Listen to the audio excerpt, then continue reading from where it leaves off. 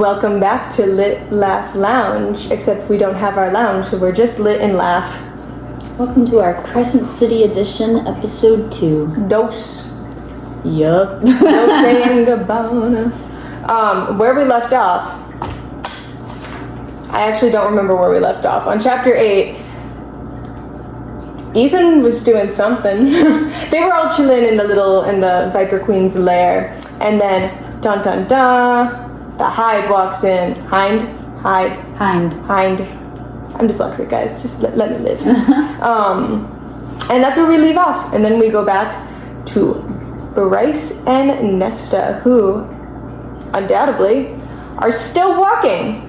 For chapters and chapters and chapters, they walk. And they just walk. So kind of them. They just talk.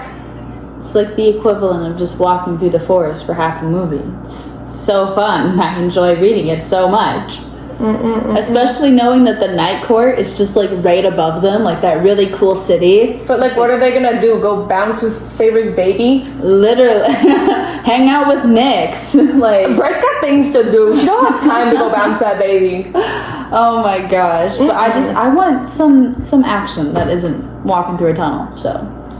Well, I'm sure you'll get that at some point. Probably not in the drop, but maybe in the next one. Hopefully soon. Woo! In chapter 9, they share a little snacky snack because Nesta brought provisions for some reason. They brought cheese and bread, and they sit on the floor and they do a little dine. And they see the little wall carvings. And Bryce is like, "This is my job back home. I know what these are." Well, she doesn't know what they are, but she knows what it is. And Nesta tries to walk into it, and she goes, "No, it's a trap."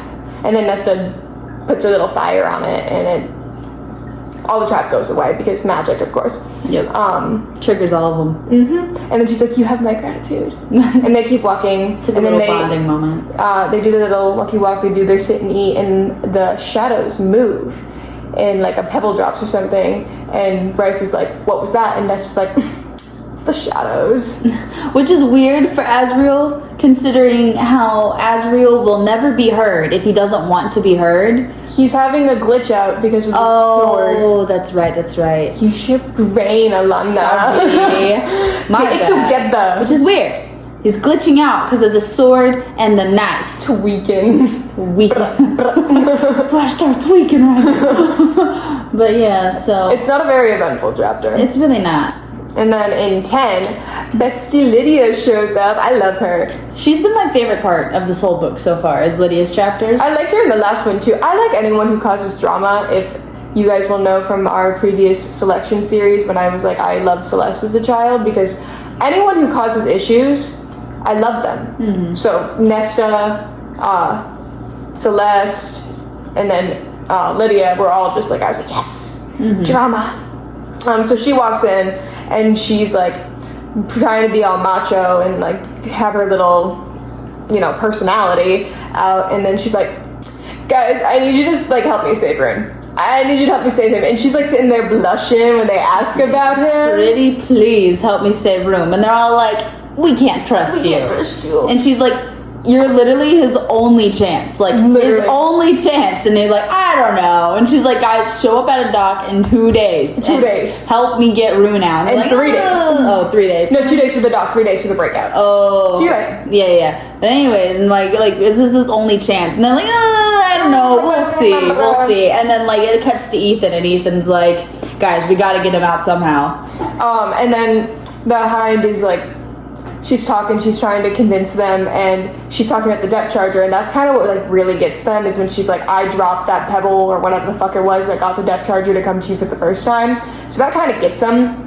And then she goes up to the fire sprites and she's like, "Hey guys, how do you feel about your queen?" And they're like, "We love our queen. She's so honorable and gracious and lovely." And she's like, "How'd you feel about breaking her out?" And they're like, "Okay. Como?" They're like, "What?" And then she's like, "Just for the love of Luna, just be there in 2 days on that dock." And then she waltzes out of there.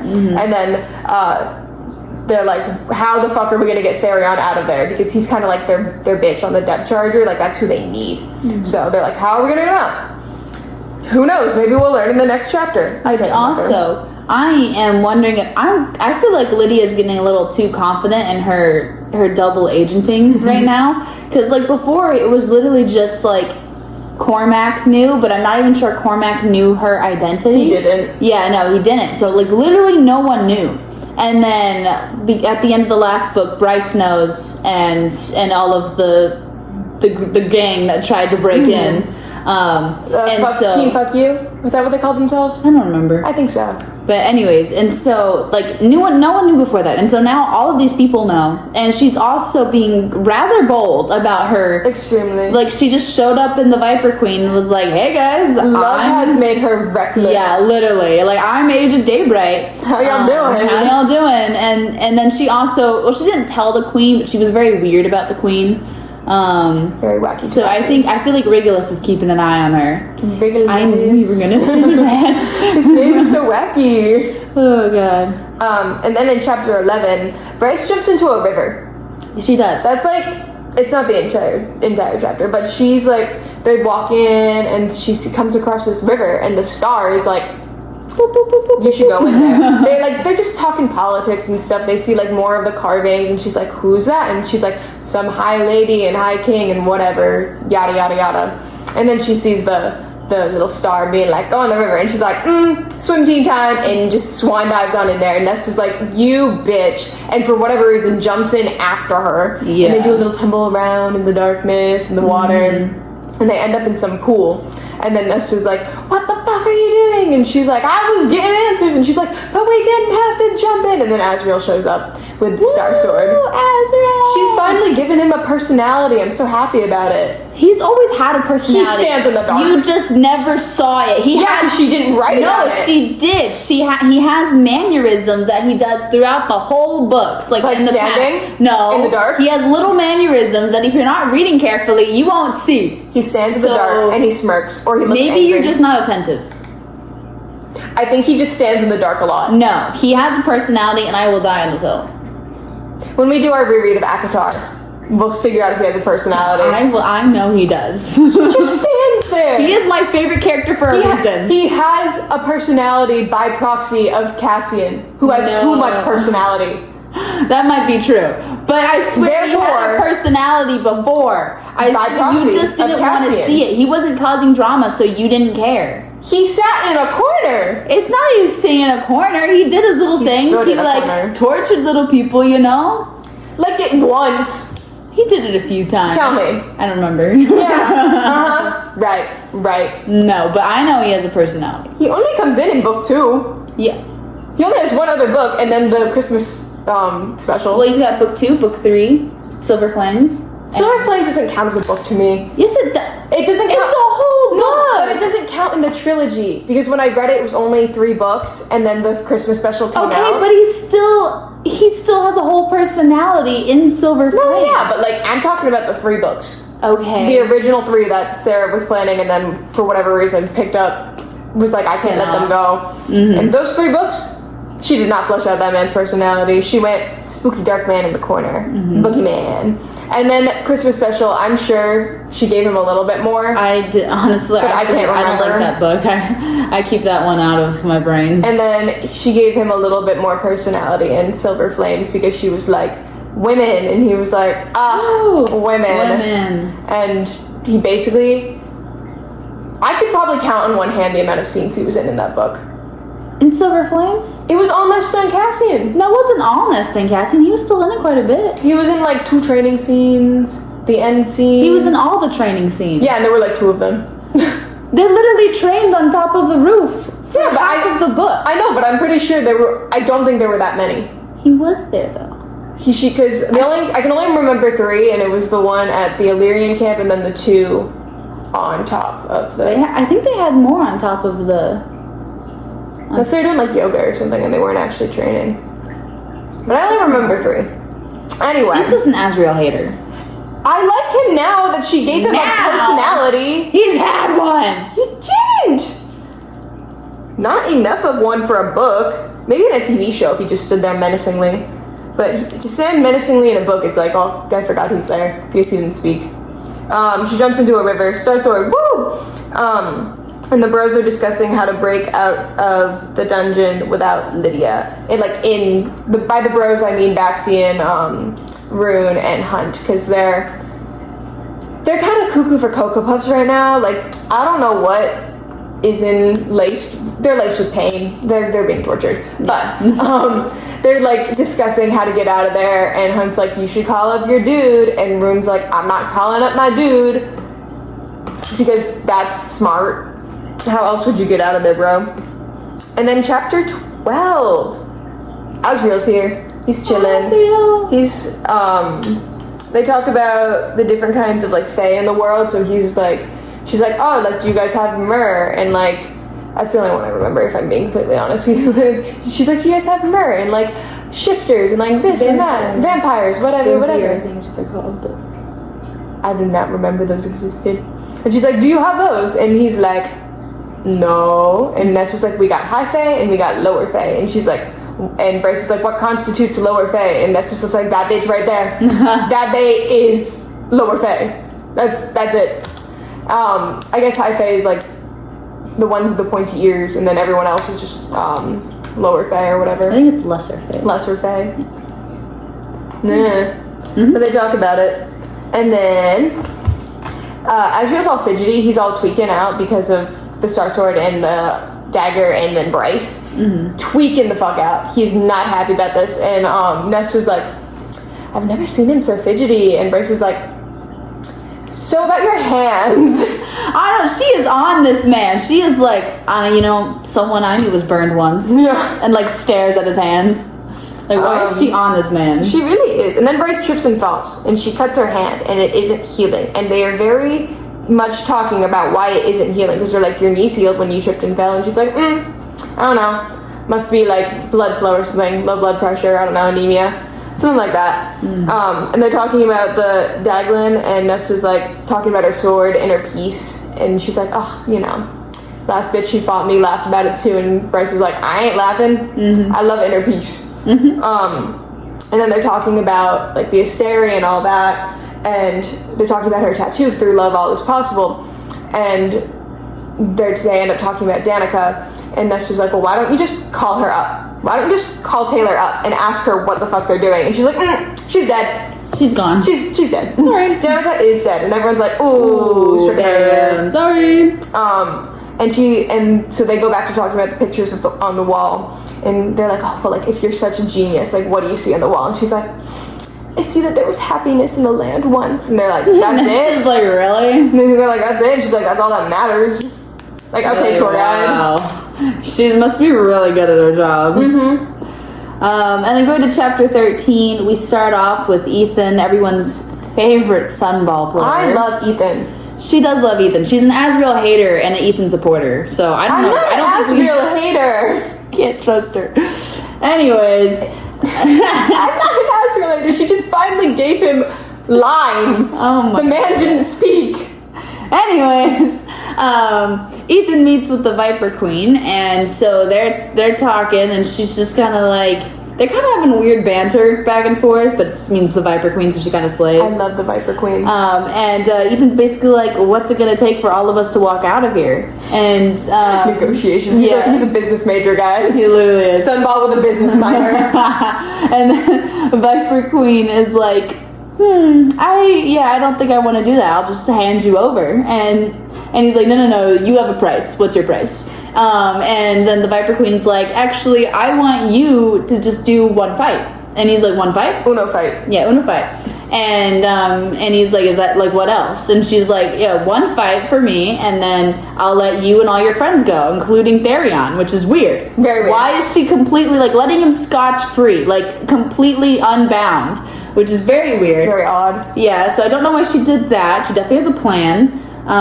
As all businesswomen do. Yes, I actually do really like her character. She slays. She does slay. The entire time this is happening too, Ethan's like, I should have brought Mark. Why sent Mark with me? Yeah. I want Mark here. And I'm like, I want Mark here too. Mark is so cutie.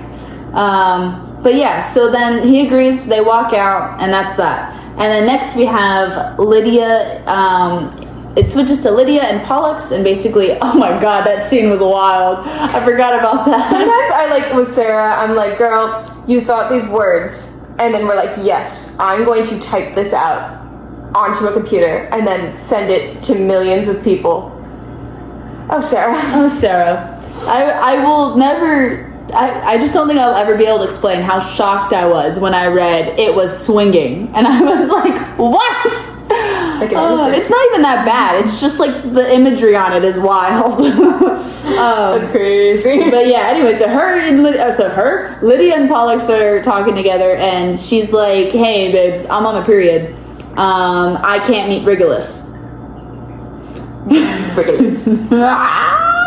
Anyways, and Pollux is like, well, it's an important meeting. You can't just not. She's like, I'm literally on my period. I hurts right now. And Pollux is like, oh my god, whatever, and gets dressed and leaves. Like, at least he like doesn't push her on it. Like, yeah, feminism, I guess. Yeah, she does mention that, like, whenever her period comes, that, like, he won't sleep with her for that week. Like, he thinks it's gross and will literally find someone else to sleep with. Ask not what misogyny has done to you, but what misogyny can do for you.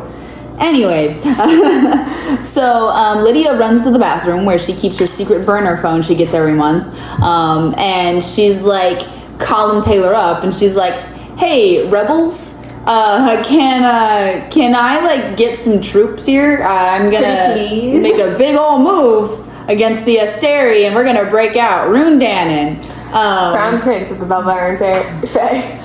I have no idea what goes on after that. Anyways, the sound left my mind. So yeah, all that happens, and then the rebels are like, hey babes, the rebels are like dead. We have like no one left. The Asteri have like wiped us all out. And she's like, bitches. Well, how many are left? And they say, oh, about 800. And she's like, okay, well, that'll have to do. Get them all right here. And then she crushes up the phone and throws it out the window. I also thought it was funny that Sarah chose to put the burner phone in a box of tampons, because she was like, Pollux would never look here. Would never. That is funny. And then, okay, so then we go back to Nesta and Asriel, and they're basically just questioning her about the star in her chest, and they're being a little weird about it. They're obviously, they know something, and they're trying to get information out of Bryce, but they're not really saying what. So they just kind of keep questioning to her about it, and I think Nesta mentions that she's seen the star before. My friend texted me because she had just read that part, and she's like, I didn't know it was an 8-pointed star, and I was like, girl, it was on the cover, and she's like, yeah, I thought it was like a normal, just like 5-point star, just one of the tacky ones. I thought it looked stupid. I was That's like, so funny. Oh my god. I was like, it's on the cover. That is so funny. Oh my god, I'm trying to, there you go. Anyways, so chapter 14. So Bryce, I forgot to mention at the end. The end of the last chapter, the Midgard worm shows up. Yeah, really. Woo! Get into it. Anyway, so going into the next chapter, on the very first line, you learn that Bryce has lured the worm to them. So yeah, her non-healing hands, it's because she was picking off the scabs and dropping her blood as they watch. Which I don't know how Asriel didn't figure that one out, because at least he was the one. His personality isn't that developed. He's the one that sniffed out that her hands weren't healing, and I'm sure that they were still smelling it as they went on. So I don't know how they didn't catch on to that one. But anyways, so as soon as the Midgard worm shows up, Bryce is like, I actually gotta go, guys. Peace out. And she runs. And then Nesta's like makes eye contact with her, and she sees understanding, so Nesta knows what Bryce did. She knows. And then so she runs away, and then she hears them scream, so she's like, damn, I'm kind of feeling a little bit of guilt right now. I gotta clear that conscience, man. She's gotta. So she turns around and hightails it back towards them. And when she gets there, she can't find him. She finds Nesta on some rocks. Sunbathing. Yeah. Little Mermaid style part of your world.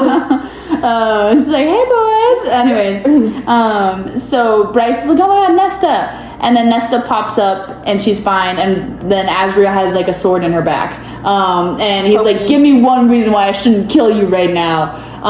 And she's like, because they came back. Obviously. Yeah, kind of, sorry Bryce, kind of stupid. But anyways, Something I just don't particularly like right now is like how I understand it's a foreign world to her, and so she's like having trouble like trusting, and she doesn't want them to know everything, and she doesn't want them to find whatever is her star is leading her towards. But like I feel like at this point Nesta and Azriel have at least proven themselves to be somewhat trustworthy, and that they're not going to let her die and they're not going to harm her. I mean, unless right now when she betrayed them.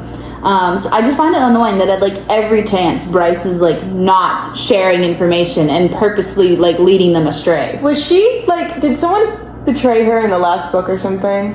Like, is this like a? I mean, Danica is just betrayal written down. Like, she is the word. In the dictionary, there's a picture of her next to betrayal. She just kept everything from Bryce.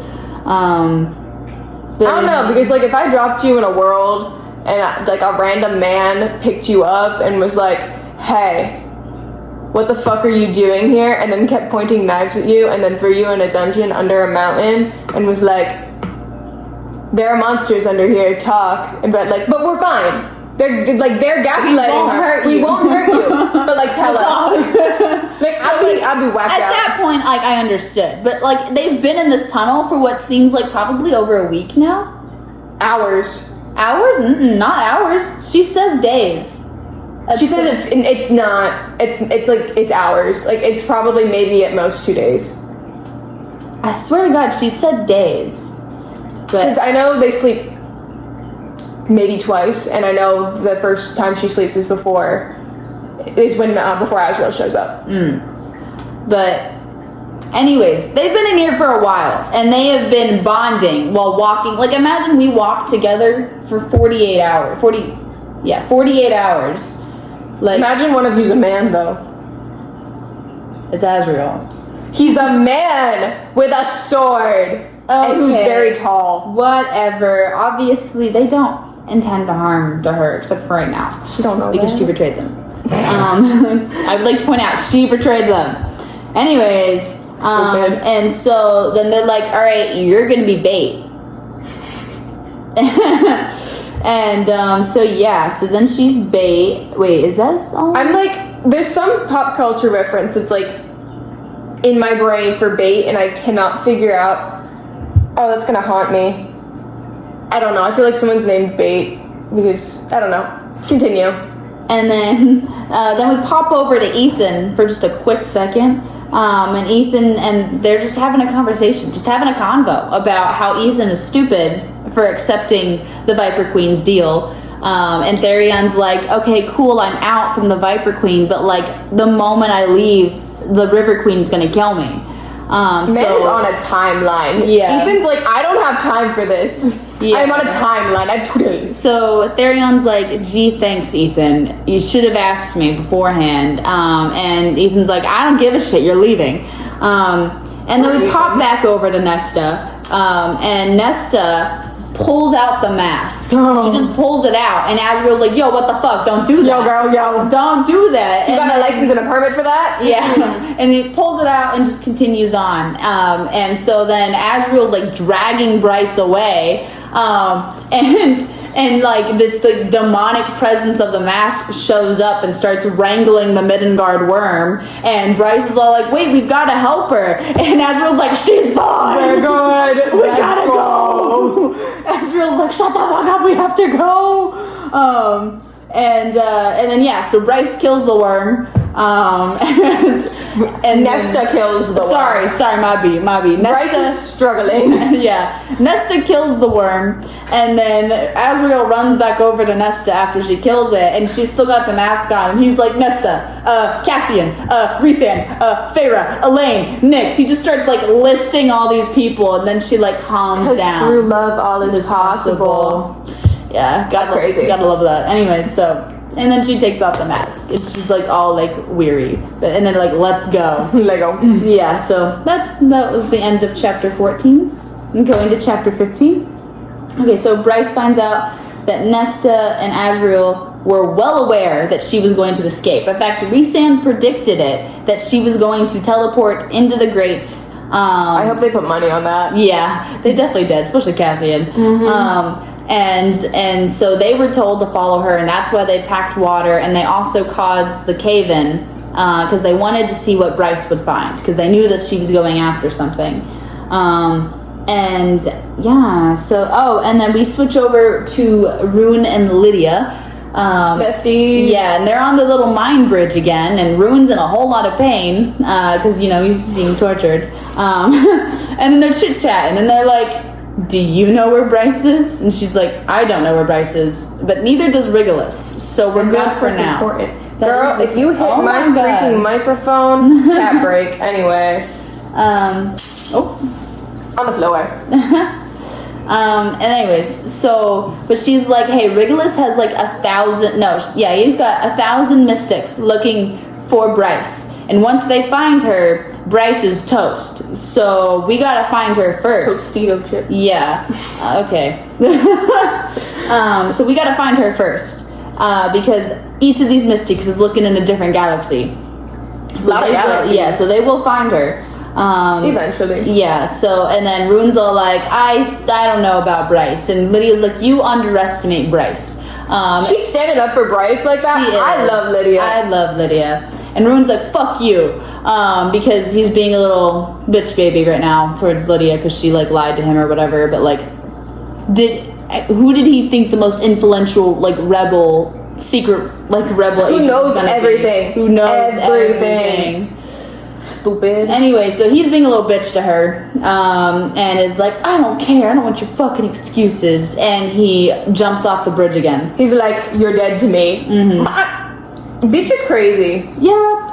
And then we go to chapter 16, and then chapter 16 has a lot going on. It does. Okay. So Bryce, Nesta, and Azriel pull up to this chasm. Pull up to this chasm. And they're like, well, we can't go over it. We can't go around it. Guess we gotta go through it. Anyways, because Azriel's like, I can't fly here. Sorry, you're shit out of luck. Is that one episode of Avatar The Last Airbender? Where they go through the fucking rift or whatever it is? Serpent's Pass? No, the filler episode that takes 1,000,000 years.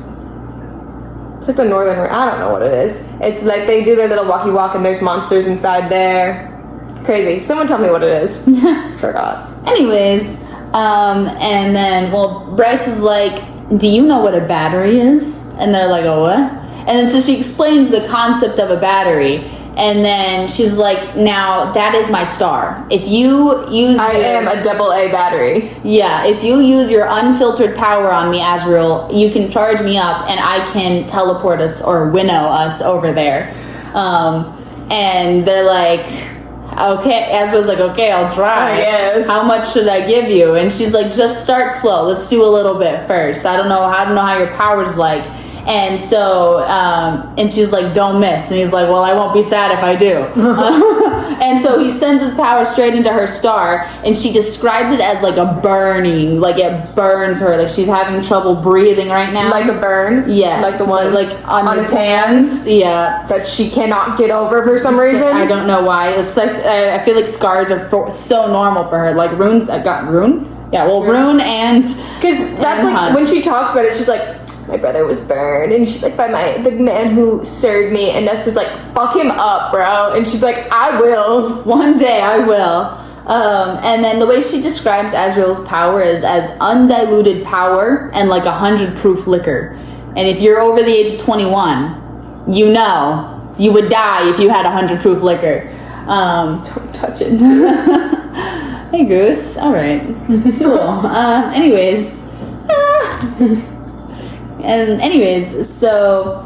So that's something interesting about Azriel, is that Azriel already has like siphons on him to help him control his power and be able to... Oh, child, come here. No, not host my iPad. Brief intermission. Continue to talk, Alana. Okay. Oh, I'm so sorry. Anyway. Yeah. So... Anyways, he's got the siphons on him, so I think it's insane that his even just sending like a little bit of his power into Bryce, she's already like, wow, this is some insane power, when it's already siphoned and it's like on its lowest setting or whatever. So that's interesting. It's like an air fryer. Yeah. And then they explain the cauldron to Bryce, and how basically there's like the 3 artifacts that were made from the cauldron. The trove. Yes, the dread trove. 3 that's actually 4. Yeah. Oh. Spooky. And then she also continues to not tell them about the horn, which is just making me so mad. I thought the horn was an animal horn. I keep forgetting it's not like a animal. It could even be an instrument. Like I'm thinking of like a horn that you blow into and it does like the like a conch shell horn. Oh, that's what I've been thinking of. Oh, yeah. I've been thinking of like a French horn. You were in marching band. I was in marching band. But anyways, and so she just refuses to tell about the horn. She's like, I don't know what's up with this tattoo. Like I know it's made, but like I don't know why. So yeah. And then then she explains how people die in her world and where their souls go, and the whole second line thing, and they're like, that's what awaits you? That sucks, bro. Dang. She's like, well, I don't know if I die here, if like my soul's just gonna float around, or if I'm gonna go to Mother or whatever. Yeah. So she's all confused. Everyone's confused. Because she sold her soul in the first book so Danica could go to the Bone Quarter before she knew what it was. So she's like, I don't know, bro. My soul's gonna just bop around. Honestly, it's what Danica deserves. Yeah. I kind of don't like Danica anymore. Like, and was anything about her real? Like, I love how she was like, oh, we're best friends. Didn't tell her a single thing. Like, whatever. And then they give Bryce back her phone. Bryce has redeemed herself enough that Nesta's like, here, babes, I don't even know what to do with this. You take it. It's very sweet, too, because she's like, I don't know, like, where my soul goes, where I'll live on after. And she, like, points to Hunt's face, and she's like, you'll live on through him, like you'll live on with him and all that stuff. And it's a very sweet moment. Yeah. And then she also shows them a picture of Hunt, and she's like, this is my mate. Hopefully I get to see him again one day. And Azrael has a moment where he's like, he has wings! Oh my god, twins! And she explains that he's an angel and all that, and they're like, oh cool, whatever. And then she also she explains how pictures work and how they take pictures, and then she also explains music. And now every time she explains something, she's like giving them a general idea of how it works, but she's like, don't actually ask me how it works because I don't know. But I feel like if she tried hard enough, she really could have done the music one. I think it would have confused them a lot. If I like these one. Producers go to a studio and they sing into microphones and then it gets uploaded into this thing. Not using those terms, because like they know what recording is. They do? Because Nesta has like the record player like thing of. It's not a live recording, but it's a recording. But that's like magic. It's like a music box. Yeah, but they still know like the term recording. So I was like, if I was going to do this, I would have said that I would have been like, envision a big cloud, like a cloud in the sky, and then some person records their music and sends it to the cloud, and then everyone has access to the same cloud to listen to the same recording. And I feel like they would have gotten it.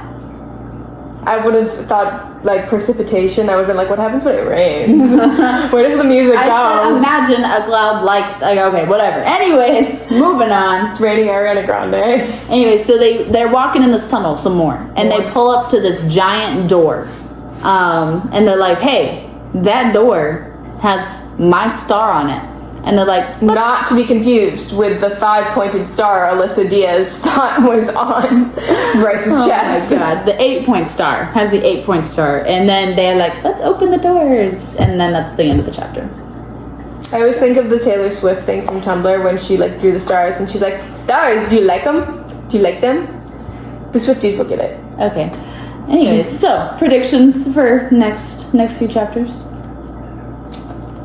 I'm hoping they like actually start moving towards the like the palace and towards like getting them out, because I'm getting tired of them sitting there, which is like so sad because like I know that they're being tortured, I know they're in pain, blah blah blah blah blah, but I'm like, Sarah, this could have been an email. This could have been an email. Yeah, I get it. I'm enjoying the parts that I'm reading because it's like interesting. Like most of them, it's like you're learning about this back and forth, and I'm enjoying the parts with Lydia and learning about what she's doing and ignore that. So yeah, but I do need some actual action coming soon because I feel like we're just kind of walking about. We're floating. Yeah. We're just floating. So I feel like there's a lot of setup going on right now. And I'm also, because when Sarah first dropped that like little teaser and she was like, oh, and then Bryce ran back to Asriel and Nesta hoping there was something to save, I was thinking that was when she was breaking out Hunt. So when that was in the last couple of chapters, I was like, when the fuck is she gonna get back to Midgard? Because I was like, oh, it's gonna have to be within like the 3 days that Lydia gave them. But like now I'm not so sure. Like I feel like this could go on for a little bit longer and I'm kind of not down with that. Yeah. I want her to bring Asriel and Nesta back to Midgard, and I want Nesta to get a cool leather jacket and to slay. I feel like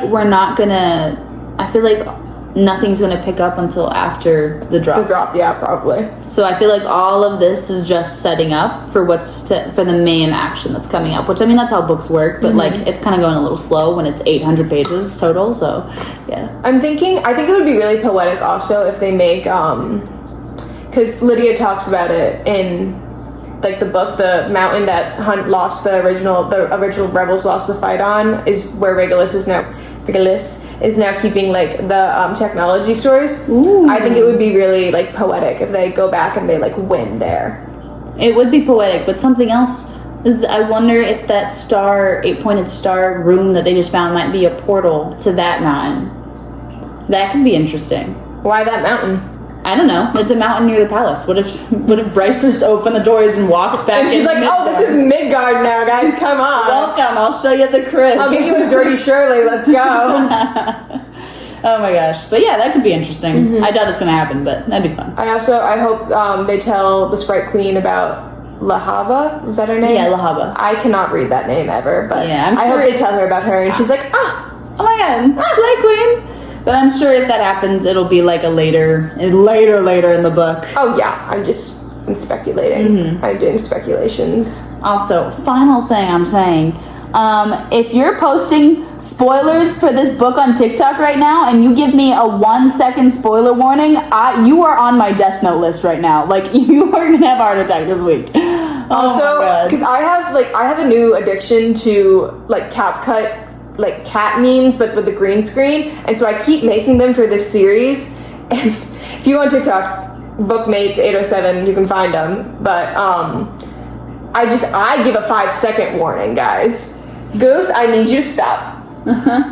So everyone please give more warnings because I can't. I think I keep getting spoiled, but I don't actually know what's happening in the pictures or in the videos, so I'm not actually getting spoiled. Yeah, I've definitely seen a few of those. Like, I think the spoilers without context is funny, but some of them give too much context. And then other ones I'm like, I don't get it. Sure. I'm like, why are there mugs? Yeah, I saw the mugs. I'm like, what are we doing? I'm like, why are they swinging? Interesting. Not gonna open the comments. I don't want to know. No. Yeah. Join us again as we're very haphazardly doing this because we're busy. It's just how we're reading it.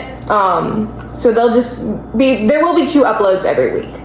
Know that. And then follow our Instagram and our TikTok and all that to be more aware of when I'm being uploaded. Yes. Sorry. But follow Bookmates 807, not Lit Left. Oh, you can follow. You can follow both. You can follow both, but all right.